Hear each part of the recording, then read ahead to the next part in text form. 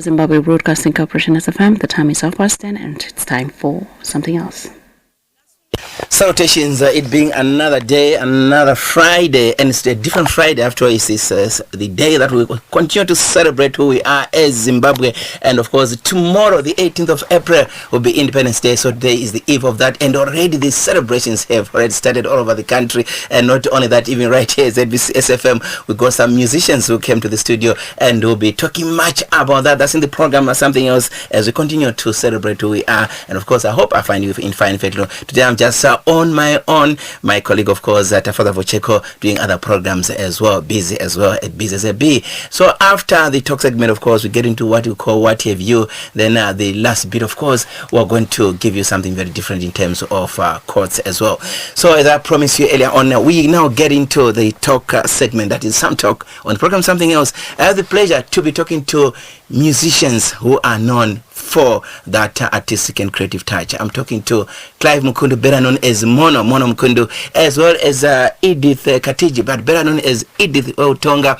And of course, I've done the gender balance there in that respect.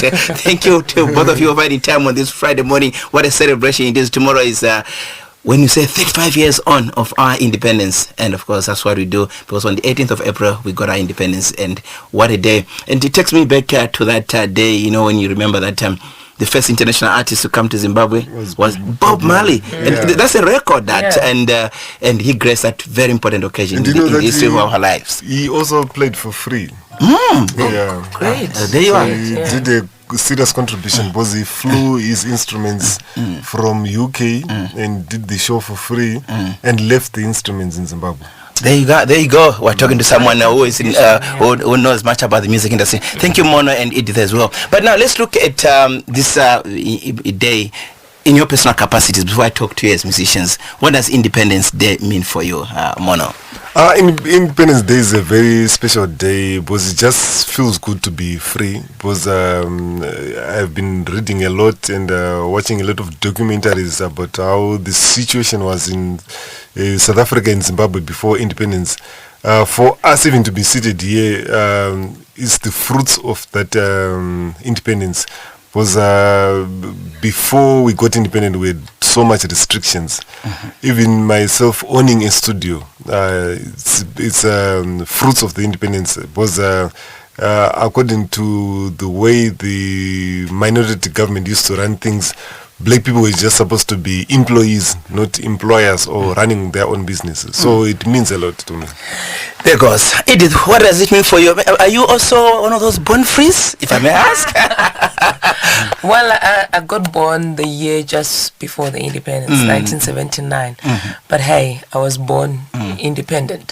So for me, it is something very special to be able to live in a country with no restrictions, with being free, able to move around, able to speak when I want, able to do the things that I want to do without being looked down upon.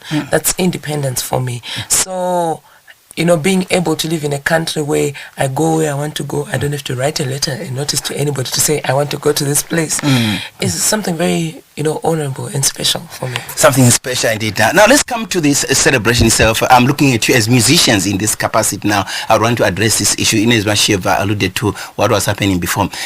When you look at independence and let's look at music, in what way would you say this freedom that we got, this space that we got, has also helped the music industry, so to speak? Starting with what I mentioned earlier, black people were not allowed to own businesses, so there wasn't much diversity in terms of studio production houses. So with the coming in of independence, the government brought in that indigenization program, that black empowerment. So you see a lot of black people owning studios, so the music diversified. Also another issue is the issue of even music genres. There were certain music genres that were not allowed to be played in Zimbabwe. For example, reggae music was not allowed to be played because it had a lot of black consciousness, and soul music and all those styles like R&B. So if people were exposed to what we can term white music, rock and roll. and we were sort of like blocked out from the rest of the black world. So we didn't even know what was happening with fellow black people. So because of that, we had a lot of musicians in Zimbabwe who mimicked white people. We had a lot of rock bands who wanted to be white because they were just exposed to, you know how the media is powerful. What you are exposed to is what gets into you. So with the coming in of independence, genres, other genres were allowed in the country. So we were exposed to what other black people were doing, what other Africans were doing, what other black people in the diaspora. So it sort of opened up our minds to different genres and improved our music. Edith, your take on that? Not only did it open, our minds, but, also opened up borders for us, being able to go and perform in another country as an African, as a Zimbabwean, Samuno Mutema, is something that never was, but it is now because of the independence. Being able to stand in front of thousands and perform, being given that platform to come into a radio station, you know how sensitive they are. Being able to come to a radio station and talk about my music and have my music played is something that wouldn't just have come. You know what I mean? So at the end of the day, as musicians, we've been given that space to express ourselves. We're not being called evil because as it were in that time. So expressing ourselves with what we know best, being our culture, is something that I would say explains. We're independent to do what we want in terms of music. What's your say on that? I just want to take you back to what you just mentioned. When you talk of going beyond the Zimbabwean borders to also export our talent, our creative artistic touches, I would always say. To which countries have you been to that would confirm what you mentioned, that people can go out of the country? But in your capacity as a musician, to what countries have you been to? Having this freedom that now you can also go out and export the Zimbabwean music. Yes. I've been to Nairobi. I've been to Kampala, where they were saying Zimbabwe shines, they're new, world music artist. I've been to India, where I've also performed Zimbabwean music. I don't know who else from Zimbabwe has been there, but listening to the rhythms from Zimbabwe, especially like in India, listening to the mbira, listening to the traditional beat was something wow for them. And they're wondering how we mix these beats and sing at the same time. I was just telling my brother Mono Kuti, at the end of the day, they know now what comes from Zimbabwe. Without being independent, how would we get on the planes and just go there to play and express our music? So we've been. And then Edith, let me also put you on the spot here. Looking at this from another angle, when you talk about celebrating independence 35 years on, when you look at the woman, the girl child and the like, what would be your take on that? Besides just being a musician, what would you say about the celebration of 35 years of our independence? I would really say we've shifted from where we were, in as much as we'd love it, for women to make it bigger and better than it is now. I would say from the time Anamai Susan Chenjerai was singing, up to now, and from where Anasmanga to Tani, where, and Dr. Anasmanga, at the end of the day, the woman is being appreciated as a musician. The women that sang in 1980 and the women that are singing now, in 2015, these are women that can express themselves. Currently in Zimbabwe, the artists, the musician that has come up, forward. I'm seeing a lot of ladies coming on board. Women doing it and actually standing at par with men. So I'd love to say even societal, perspective on the female artist has improved. And it's of loose morals. But now people appreciate. Mono will tell you that he's produced so many female musicians. And going to a man like Mono, who is seen from that time and now, shows that there is a shift. It's an art that must be celebrated as well. It must be celebrated. When you see the music being performed by a woman, we must also celebrate like any other. Women playing, instruments. Kudara will just sing. Women are playing bira, acoustic, guitar, lead guitar, bass guitar. What more? What has caused that to happen for you to say we can also play the instruments just besides just singing or doing the backing vocals? I think besides the interest in the female artist that's lifting up the instrument and playing, I'd say even society has given room, for the female artists to express themselves. Kunzi, it's not taboo to take a guitar and play it. It's not taboo for my brother here to teach me how to play that guitar. So I would say our minds are opening. We're living outside of the box. How outside the box? As Edith Weutonga, I'm talking to her, also known by official name Edith Katij, but her stage name is Edith Weutonga. Celebrating the woman in here is 35 years on in with what we celebrate. 35 years on, tomorrow is Independence Day. I just love the feeling and the feeling that we have in the studio right here. Mono, coming to some of the issues now that I would also want to talk to you as a producer of music. Besides that, you are a renowned guitarist as well and musician. But let's look at you as a producer. We've seen various genres that you're talking about here. But let's look at how this independence has also played a significant part to the young persons out there as they celebrate who they are. In as much, so much has been done, but you have seen it all as a producer and other producers as well. Yeah, it goes back to what I was saying with the since independence, our radio stations have opened up to other genres of music from the African diaspora. So our youngsters are now exposed to a lot of styles of music. So diversity is very important for music because you can enrich your music by fusing your music with elements from other styles of music.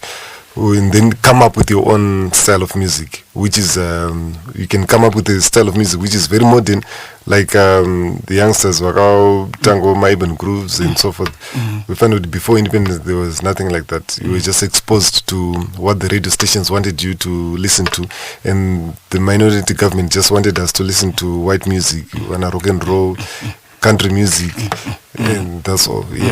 So, but when you talk to these young persons, they come to you as a producer, and they've got these ideas. How do you try to also bridge the gap, bringing this music from the old and also bringing with the new ideas that they'll also be coming up with, because they are also celebrating independence? I say this is the space that we've been given. How do you try to bridge that gap as you talk to young persons? Most of that you are a producer yourself.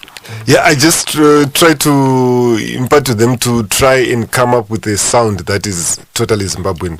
Because I found out the youngsters usually they're tempted to try and copy the West every time, or try to copy other popular genres.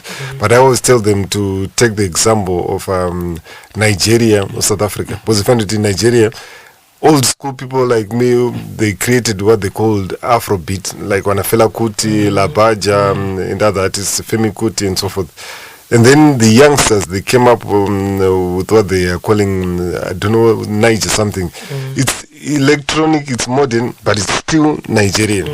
And they never departed from Nigeria. So what they did is they took some elements from the West and fused them with their own music and came up with something different. So I always encourage youngsters with him, don't copy other people. Be yourself. Don't have self-hate. Just try to create something that is Zimbabwean. You can take some elements from America, but make it Zimbabwean. Just look like it, South Africa. They've got Kwaito. Kwaito is rap, but in a South African way. Yeah, but most youngsters usually they want to copy the West, so I always encourage them to let their culture identify them. So bring that Zimbabwean culture as well. Your comments on that, on what you just mentioned, maybe you have a write down that, Edith. I'm just going to add upon what is just said, Kuti. It's an issue of identity. We think because it's popular in the West, it can be popular here, but then the way we will do it will not necessarily mean we're doing it as well as the West will do it. So at the end of the day, I will take my culture and let that be the base of my identity in my music. The moment I strum that guitar, they should know that's Zimbabwean. Yes, I am fusing with what Aretha Franklin did or what Rihanna did, but I've put my Zimbabwean identity in it. And that's the only way that they will pay attention to it wherever I'm going to go. The more I want to copy the West, the more I want to identify myself with the West, the more I'm going to get lost without my Zimbabwean identity. That people are supposed to find in our music as we try to make the road for people to identify with Zimbabwean music. What has it been like, or has it been like, is it when you talk to young persons? So as you're a person who is now known, Edith, when you also try to bring this influence, when you interact with young persons, as they also celebrate their independence, so they also remember that we had to go through a liberation struggle, but we now have this space, let's celebrate it, let's defend it. But when you talk to them, most when you look at from a music point of view, what do you talk to them about as you encourage them? He has said what he tells them. What do you tell them? I guess the issue of standing firm, you know, to our culture, to our roots, is something that I'm always trying to hammer, because at the end of the day, we are Zimbabwean. And so the more we align ourselves to the things that identify us as Zimbabwean, the more we are actually going to be paid attention to. So, you know, it's trying to tell a child, and you keep hammering and say, go manzi when they are still young. Because if you don't do it when they are still young, they turn 40 and they haven't made it in the industry. They are wondering why they've turned 40 and they've not made it. Because, you know, they're trying to do things that have already been done, and that have, you know, each and everything has got its own identity, and the people that are able to do it and do it well. We have things that we're able to do well here in Zimbabwe. So it's always hammering on, be able to be identified where you are. Stand by what defines